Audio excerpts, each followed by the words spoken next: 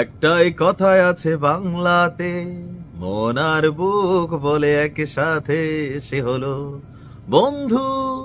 বন্ধু আমার বন্ধু, বন্ধুত্ব, পুরানা বন্ধুত্ব।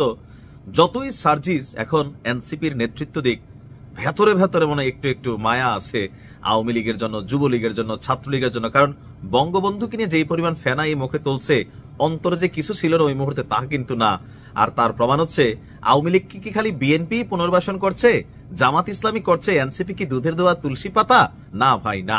যখন ধরা খায় তখন সবাই এটা বলে যে না। এখন এই যে ছাত্রলীগ বা যুবলীগের অনেক নেতা এনসিপির বিভিন্ন কমিটিতে ঢুকছেন, পরে পত্রিকায় আসতেছে, তখন কমিটি বলে আমরা জানতাম না। এটাও শেখ হাসিনার একটা রাজনৈতিক প্ল্যান যে একসময় আমাদের মধ্যে যারা ঘাপটি মেরেছিল সার্জিসদের মতন, তোমরাও ঢুইকা পড়ো, তোমরাও যাইয়া এলাকায় মিনিমাম লেভেলে বাইচা থাকো, কর্মী টর্মী ঠিকঠাক রাখো, ভবিষ্যতে যখন হ্যামিলনের বাসিওয়ালার মতো ডাক দিব সবাই কিন্তু চলে আসবে। এটাই বাস্তব। এই মুহূর্তে আওয়ামী লীগকে নিয়ে কারাকারি যে চলছে, আর এতে খোদ এনসিপি নিজেরা যুক্ত হয়ে গেল।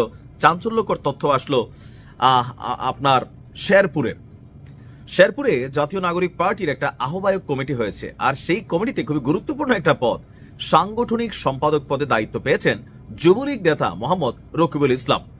তবে তিনি কোনো সন্ত্রাসী না, তিনি কোনো মামলার আসামি না, ভালো ছেলে। তো ভালো পিউরিফাইড পবিত্র আওয়ামী লীগ যারা আছে, মানে নেতৃত্ব আছে, যারা কোনো অন্যায় অপকর্ম করে নাই, তাদেরকে বললাম আর কি যে পবিত্র এই মুহূর্তে রাজনৈতিক দলগুলোর কাছে তাদেরকে কিন্তু সবাই চান্স দেওয়ার চেষ্টা করতেছে। তো সেই জায়গা থেকে সম্ভবত এনসিপিও তাকে দলে ঢুকেছে, বাট পরবর্তী সময় এনসিপি বলতেছে আমরা জানতাম না। দেখেন, এই রাকিবুল নালিতাবাড়ি পৌর যুবলীগের পদে থাকলেও এখনো তিনি কিন্তু পদত্যাগ করেন নাই। কালের কণ্ঠে আসা নিউজটি বলছে যে এনসিপির কেন্দ্রীয় সদস্য সচিব আক্তার হোসেন এবং উত্তরাঞ্চলের মুখ্য সংগঠক সার্জিস আলম স্বাক্ষরিত 56 সদস্য বিশিষ্ট এই জেলা কমিটিটি গতকাল মানে বৃহস্পতিবার প্রকাশিত হয়েছে।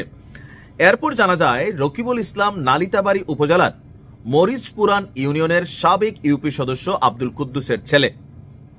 তিনি মরিচপুরান ইউনিয়ন যুবলীগের সাধারণ সম্পাদক পদে প্রার্থী ছিলেন। এমনকি 2018 ও 24 সালের জাতীয় সংসদ নির্বাচনে নৌকা প্রতীকের প্রার্থী প্রয়াত মতিয়া চৌধুরীর পক্ষে তিনি নির্বাচন ক্যাম্পেইন করেছিলেন। তো এনসিপিতে কেন আসলেন? তার বিরুদ্ধে কিন্তু কোনো নেগেটিভ কোনো কিছু নাই। তো তার বক্তব্য হচ্ছে, রকিবের বক্তব্য, যুবলীগে আমাকে কার্যক্রমে অংশ নিতে দেওয়া হয়নি, সাধারণ সম্পাদক পদেও নির্বাচন করে সুযোগ পাইনি, এখন যুবলীগের কোনো কার্যক্রম নাই, তাই এনসিপিতে আসছি। তো যখন এই গণমাধ্যমে নিউজটা আসলো তখন এনসিপি কি বলছে?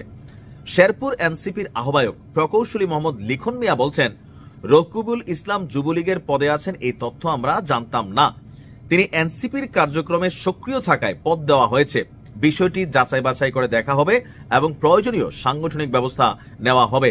মোটামুটি কিন্তু ঢুইকা গেছিল। এখন এই যে গণমাধ্যমের রিপোর্ট আসা বা আমরাও কথা বলছি, সেখান থেকে হয়তো তাকে মাইনাস করা হবে। তবে এভাবে কতজনকে আপনি মাইনাস করবেন?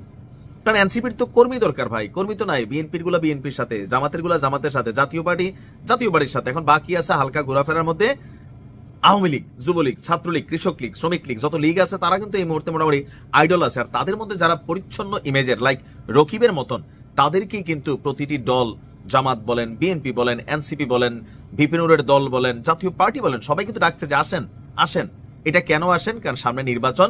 একটা আপনি শোডাউন দিবেন, কর্মী নাই, একটা প্রোগ্রাম করবেন, সেখানে কর্মী নাই, একটা নেতা গেল, ওই দিন যে হাসনাত কোথায় গেল, যাই দেখে 30-40 জন কর্মী, তারপর সে মঞ্চে না বসে একটা গোল টেবিক বৈঠক করলো। এটা তো আবার পত্রিকাতে আসার পরে, মিডিয়াতে আসার পর একটু লজ্জার বিষয়।